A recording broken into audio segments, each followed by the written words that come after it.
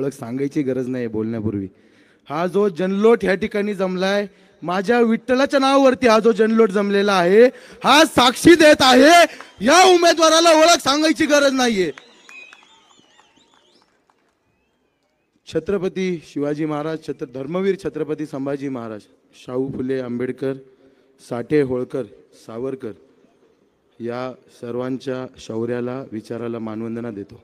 मी एका तासाच्या बॅटिंगची तयारी करून आलो होतो, पण वॉर्मअप करून मला कदाचित परत जावं लागेल असं दिसतंय, कारण साहेब जवळच आलेले आहेत.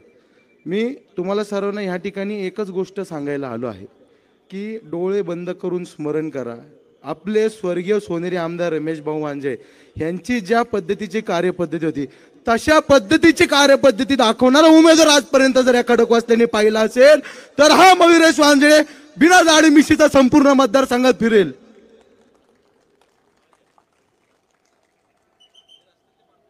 आपण सर्वांना, मी फारसं काही बोलणार नाही, माझं आपण सर्वांना इतकंच सांगणं आहे की मी आज सकाळी उठल्यापासून मला सातत्याने भाऊंची आठवण होती. मी जेव्हा स्टेजवरती चढून या ठिकाणी आलो, जेव्हा मी जनसागर माझ्यासाठी जमलेला पाहिला, तेव्हा माझ्या एक गोष्ट लक्षात आली की माझ्या विठ्ठलाने किती पुण्य कमवून ठेवले माझ्यासाठी. लोक आपल्या पोराबाळांसाठी प्रॉपर्टी सोडतात, संपत्ती सोडतात, पैसा सोडतात. माझ्या विठ्ठलाने माझ्यासाठी ही सोन्यासारखी लंका या ठिकाणी यजन माणसांच्या रूपात या ठिकाणी सोडलेली आहे. माझं जे विजन आहे, माझं जे ध्येय आहे, त्याच्याबद्दल मी सातत्याने आजपर्यंत बोलत आलेलो आहे. तुम्ही माझ्या यूट्यूबवरती व्हिडिओज बघा, तुम्ही माझी गुगलवरती रिसर्च करा.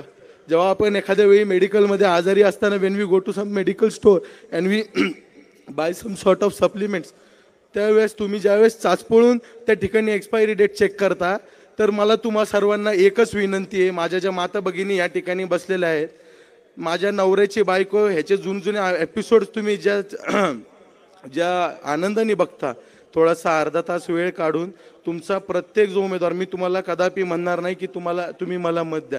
माझं तुम्हाला इतकंच सांगणं आहे की तुमच्या सर्व उमेदवारांची तुम्हाला चांगल्या पद्धतीने माहिती असली पाहिजे, त्यांच्या कार्यपद्धतीची तुम्हाला चांगल्या पद्धतीने माहिती असली पाहिजे.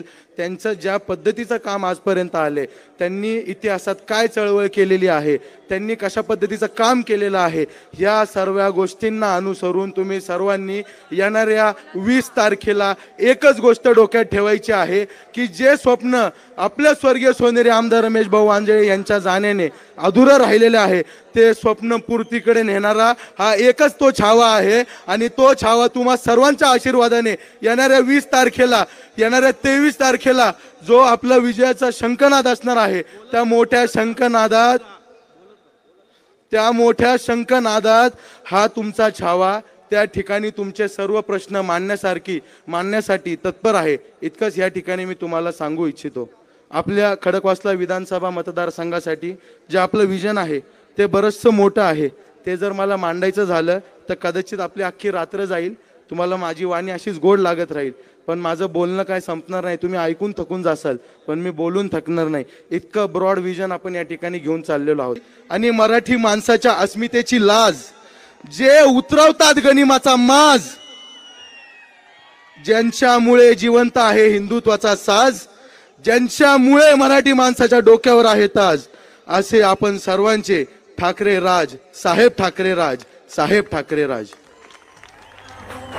इतकंच बोलून मी या ठिकाणी थांबतो. आपण